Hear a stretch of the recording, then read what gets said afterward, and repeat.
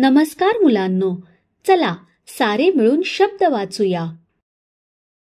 2 2 ओठ ओठ टोपी टोपी टोपी टोपी सोने सोने सोने सोने घोडा घोडा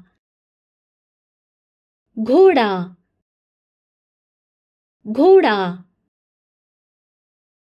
फुलकोबी फुलकोबी फुलकोबी फुलकोबी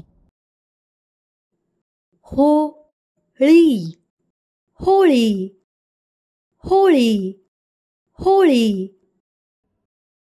त्रिकोण त्रिकोण त्रिकोण त्रिकोण आयत आयत आयत आयत तारा तारा तारा तारा.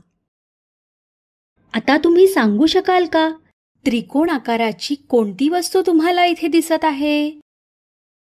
आयत आकाराची कोणती वस्तू तुम्हाला इथे दिसत आहे? तारा आकाराची कोणती वस्तू तुम्हाला यात दिसत आहे? आमच्याबरोबर शिकल्याबद्दल धन्यवाद. आपला दिवस शुभ जावो.